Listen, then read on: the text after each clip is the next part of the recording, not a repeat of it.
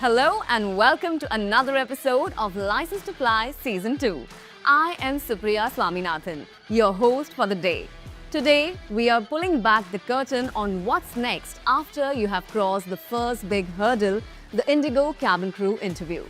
Now, it's time for 3 months of rigorous training that happens here at the state-of-the-art Indigo's iFly Academy. The training here will test you, inspire you, and if you let it, transform you. Every day here shapes your character, making you more resilient yet graceful. So much so that no matter the hurdles, you thrive with confidence and grace. And by the time the training ends, you come out as someone who embodies the heart and soul of Indigo. So, without further ado, let's find out what the cabin crew training at iFly is all about.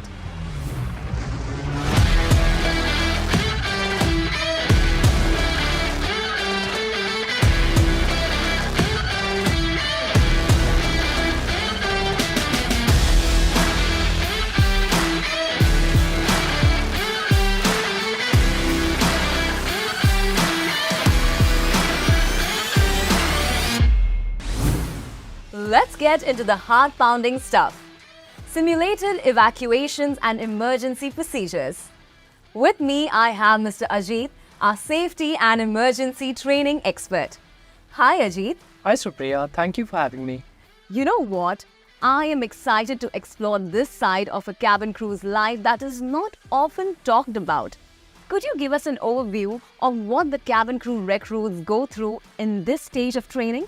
Absolutely, I'll be happy to.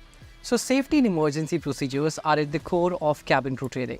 We ensure that every crew member can handle emergencies without hesitation, whether it's a medical crisis or an evacuation. For that, we have extensive simulation drills. Our mock-up facility is equipped to recreate various emergency situations, including fires, evacuations, and in-flight turbulence. The recruits get a real taste of what it feels like to be in an actual in-flight emergency. We also teach them how to handle oxygen bottles, firefighting tools, and medical kits. Let's be honest. Most people go through their lives without ever learning to use these equipment which are life-saving. So it can be daunting at first for anyone to handle this equipment. My question is, how do you keep their spirits up when recruits struggle with these drills? See, training is about learning from mistakes. So we always encourage trainees to have a little laugh at themselves afterward and not be bogged down by failure. Eventually, with repeat practice, you just get it. That is so true. It took us all a while till we could be comfortable. I recall going back to my apartment and secretly trying to operate the fire extinguisher. My neighbors saw me and panicked, thinking there was a fire in the building. The next thing, we had the fire alarms going off. So that is commitment right there. No fire extinguisher can take out the fire in the belly. That's true. So now, along with these drills, we also emphasize customer management, which involves communicating effectively, especially with customers who have special needs. In real emergencies, calm communication can save lives. This is vital. Also, how does one stay calm during emergencies? It's simple. If you know your procedures thoroughly, you will not panic. Repetition and practice build muscle memory, and teamwork is the key here. Believe in your training and your team, which brings us to crew resource management or CRM training. We have meticulously wired out systems to teach them how to work like a well-oiled machine. We also equip them to manage fatigue without stressing out. And all this while maintaining impeccable communication at all times. Ajit, thank you very much. Meeting you is reassuring that our recruits are in the most competent hands. Likewise, with you women on the flights, we are reassured that our customers have the best taking care of them. Thank you so much for saying that. I really appreciate it. In aviation security training, recruits learn about various threats, including bomb threat recognition and responses. I am joined by our aviation security instructor, Mukul, with over 11 years of experience in aviation security. Hi, Mukul. Hi, Supriya. It's good to have you back. How are you doing? I am doing really well. It is always good to be back here at iFly. So, Mukul, could you walk us through the aviation security training and what is its purpose? Absolutely, Supriya. Our goal is to prepare the crew for anything that might threaten the flight safety, from recognizing restricted articles to handling bomb threats and unlawful interference. To learn these things, the trainees undergo various drills. For example, one of the key drills involves bomb threat responses, particularly LRBL procedure, which means least risk bomb location. This is the location in the aircraft where we would move any suspicious object that might pose a risk, keeping the customers and crew as safe as possible. As cabin crew, we always hope that we never have to encounter such a situation. But honestly, it can be nerve-wracking. That said, what do you tell your recruits about keeping their cool during such situations? Stress response is normal, but it's all about preparedness. We teach the crew to stay focused on their training. When you have rehearsed the procedure enough, it becomes second nature. Also, knowing how to work as a team helps maintain a calm environment. And self-defense is another part of aviation security. Can we also talk about that, please? Yes, we train the crew in basic self-defense techniques. We need to ensure they can protect themselves if a situation gets out of control. Our techniques are simple but effective. It's all about quick, decisive moves. And we also learn to identify threats. That's right. Threat recognition is a crucial part of aviation security.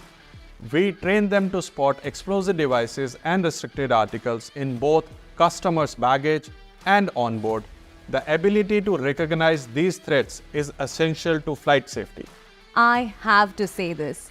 We owe it to you guys for making this training so comprehensive. It's because of this training we are able to do what we do every day without worrying. Customers or employees, anyone flying, your safety and comfort is all that matters. And every day we work tirelessly, striving to make it even safer and comfortable up there. And of course, we are proud of all our crew members, the cabin crew team who are able to live up to the high safety standards of Indigo. It's marvelous. Thank you so much, Mukul. It really means a lot. And I appreciate you sharing the details so generously. Last but definitely not least, we are with Dr. Ashish Reji, a medical professional who has seen it all. Ashish, let's start by highlighting what makes the first aid program at Indigo stand out. Sure. Well, the first aid training at Indigo is unique because it's simulation based. We use digital mannequins that mimic real-life emergencies while practicing procedures like CPR, childbirth, or addressing trauma. This allows our trainees to practice in an environment that feels very real. Ultimately, when the time comes, they are ready. All right. So, for our audience unfamiliar with simulators, can you explain how they work? Of course, the simulator responds to trainees' actions. For example, while performing CPR, if the trainees do the procedures correctly, the condition of the mannequin improves. But if they make any mistakes, the condition of the mannequin deteriorates. This kind of feedback is invaluable in building confidence and competence in emergencies. Oh, it most definitely does. I can't tell you how many times we have had such a situation, and I'm glad we could handle it. Thanks to the training. Doesn't it feel great to save someone from potentially losing their loved ones? Can't put it in words. And as you know, Supriya, from minor injuries like cuts or burns to serious situations like choking or unconsciousness, we equip our trainees to handle every situation effectively. It reassures the customers that they'll be taken care of. Apart from simulators, what more does the training entail? So we literally train our trainees on everything that could happen on board, from a nose bleeding to a cardiac arrest and even childbirth. Practical training helps the crew get familiar with how it really feels to perform these procedures. So when facing real-life medical situations, they are better prepared to take the right decision. It makes quite a difference. Since we have been trained for such situations before, it makes things a little less intimidating, especially the first time. Well, that will be all. Thank you so much, Dr. Ashish, for being here today. No problem at all. In fact, Supriya, I was looking forward to this. I had a very good time here. Thank you so much for having me. Well, the pleasure is all mine. Now you see why they say cabin crew are heroes. When things get tough at 35,000 feet, you can rely on us. We lead when it matters, fighting fires, saving lives, and ensuring your safety come what may. While the primary role of cabin crew is to ensure customer safety and security, there is much more to their responsibilities. Join us in the next episode as we dive into the art of poise, communication, and customer service, and the magic behind delivering seamless customer experiences. Until next time, stay curious and keep aiming for the skies. This is Supriya Swaminathan signing off.